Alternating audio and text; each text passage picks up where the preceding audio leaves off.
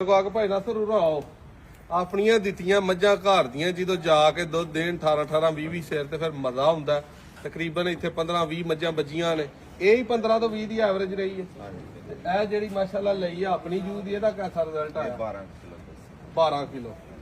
ਉਹ ਸਵਾਦ ਹੈ ਓਡਾ ਲੰਮਾ ਦੁੱਧ ਦੀਆਂ ਰੂਟੀਨ ਨਹੀਂ ਕੀ ਉਂਝ ਫਰਕ ਹੁੰਦਾ ਜੂ ਦੀ ਤੇ ਸਾਡੇ ਇਲਾਕਿਆਂ ਦੀ ਮੱਝ ਦਾ? ਭਾਈ ਨਾ ਦੁੱਧ ਦੀ ਐਵਰੇਜ ਜ਼ਿਆਦਾ ਜੂ ਦੀ ਮੱਝ ਜਿਹੜੀ ਚਰਾਈ ਤੇ ਭਲੀ ਹੈ ਨਾ, ਉਹਦੇ ਵਰਗਾ ਦੁੱਧ ਆਮ ਮੱਝਾਂ ਨਹੀਂ ਦੇ ਸਕਦੀਆਂ। ਮੱਝਾਂ ਇਹਨਾਂ ਦੀਆਂ ਬਹੁਤ ਹੀ ਮਾਸ਼ਾਅੱਲਾ ਐਕਸੀਲੈਂਟ ਨੇ, ਡਬਲ ਤਗੜੀਆਂ ਕੀਤੀਆਂ ਨੇ, ਸਾਂਭੀਆਂ ਨੇ। ਇੱਕ ਦੋ ਚੀਜ਼ ਇਹਨਾਂ ਦੀ ਵਾਧੇ ਘਾਟੇ, ਇੱਕ ਤੇ ਗਾਂ ਗਰਮੀ ਨਾਲ ਬਿਮਾਰ ਹੋ ਗਈ ਹੈ, ਦੂਜੀ ਗਾਂ ਵੀ ਸੁੱਕ ਗਈ ਹੈ, ਤੀਜੇ ਨੰਬਰ ਤੇ ਜਾ ਜਿਹੜੇ ਨੇ ਇਹਨਾਂ ਦੇ ਜਿਨ੍ਹਾਂ ਦੇ ਵਿੱਚ ਅਕਸਰ ਅਸੀਂ ਲੋਕ ਮਾਰ ਖਾਣੇ। ਇੱਧਰ ਲਿਆਉਤਾ ਜੀ ਕੈਮਰਾ ਉਹਦਾ ਜਾ ਵੇਖਣੇ ਨੇ ਕਰਵਾ ਵਾਲੇ।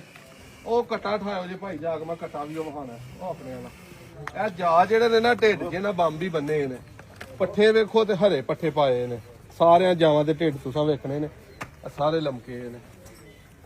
ਦੁੱਧ ਆਪਣੀ ਮਰਜ਼ੀ ਨਾਲ ਦੋਸਤੋ ਛੱਡੋ, ਥੋੜਾ ਛੱਡਣਾ ਬਹੁਤਾ ਛੱਡਣਾ, ਲੇਕਿਨ ਜਿਹੜਾ ਵੇ ਨਾ ਕੈਮਰਾ ਥੋੜਾ ਥੱਲੇ ਸਤਾਜ ਹੀ ਰੱਖੋ, ਕਿੱਥੇ ਸੁੱਟ ਦਿੱਤਾ ਜੇ। ਜਿਹੜਾ ਦੁੱਧ ਵੇ ਨਾ ਰੂਟੀਨ ਆਪਣੀ ਮਰਜ਼ੀ ਨਾਲ ਛੱਡੋ, ਲੇਕਿਨ ਬੱਚਿਆਂ ਨੂੰ ਕਟੀਆਂ ਵੱਛੀਆਂ ਨੂੰ ਖੁਸ਼ਕ ਤੂੜੀ ਵਿੱਚ ਚੋਖਰ ਗੰਦਮ ਦਾ ਜਾਂ ਮਕਈ ਦਾ ਜਾਂ ਚਨਿਆਂ ਦਾ ਦਲੀਆ ਥੋੜਾ ਜਿਹਾ ਪਾਓ, ਉਹਦੇ ਨਾਲ ਬੱਚੇ ਬਹੁਤ ਜ਼ਿਆਦਾ ਤਗੜੇ ਹੁੰਦੇ ਨੇ, ਢਿੱਡ ਨਹੀਂ ਲਮਕਾਉਂਦੇ। ਆਪਣੀ ਜਿਹੜੀ ਬੋਰ ਹੈ ਜਾਤੇ ਨੂੰ ਕਾਇਮ ਰੱਖਦੇ ਨੇ। ਕੱਟਾ ਆਪਣੇ ਘਰੋਂ ਭੇਜਿਆ ਹਲੇ ਖੀਰਾ, ਇੱਧਰ ਆਓ ਤੁਹਾਨੂੰ ਉਹ ਵਹਾਈਏ, ਜਿਹਨੂੰ ਦੁੱਧ ਸਿਰਫ ਜਿਹੜਾ ਨਾ ਉਹ ਪਿਲਾਇਆ ਹੈ, ਪੱਠੇ ਨਹੀਂ ਖਵਾਏ। ਉਹ ਸਾਹਮਣੇ ਉਹਦਾ ਕੱਟਾ ਵਹਾਓ, ਇਹ ਆਪਣੀ ਘਰ ਵਾਲੀ ਮਾਈ ਦਾ ਇੱਧਰ ਕੈਮਰਾ ਵਹਾਓ, ਘਰ ਵਾਲੀ ਮਾਈ ਦਾ ਕੱਟਾ। ਕੱਟੇ ਦੀ ਖੂਬਸੂਰਤੀ ਵੇਖਣੀ ਹੈ, ਐਸਾ ਪਿਆਰਾ ਤੇ ਹਲੇ ਤੱਕ ਮੂੰਹ ਖੀਰਾ, ਤੇ 1 ਸਾਲ ਹੀ ਇਹ ਖੀਰਾ ਹੀ ਰਵੇਗਾ। ਠੀਕ ਹੈ,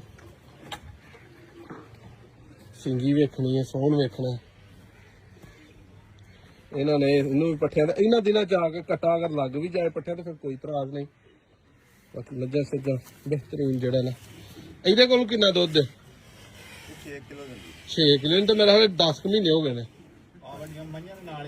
6 ਕਿਲੋ ਪਹਿਲੋਂ ਕਰਦੀ ਰਹੀ ਹੈ 17 18 ਕਿਲੋ 16 ਕਿਲੋ ਕਾ। ਇਹ ਤੇ ਨਹੀਂ ਗਰਮੀ ਗੁਰਮੀ ਇਸ ਕੀਤੀ, ਉਹ ਸਹੀ ਰਹੀ ਹੈ। ਵੇਖੀ ਇਹਨਾਂ ਦਾ ਪੱਕੀ ਗੱਲ ਇਤਿਹਾਸ ਹੋਏਗੀ, ਪੂਰੀ ਕਰਾਂਗੇ, ਵੇਖ ਲਿਓ। ਬਸ ਹਰਾ ਪੱਠਾ ਚੁੱਕ ਕੇ ਜਿਹਨੇ ਇਹਨਾਂ ਦੇ ਢਿੱਡ ਵਧਾਏ ਨੇ ਉਹ ਦੂਜਾ ਤੁਸੀਂ ਕਰਨਾ।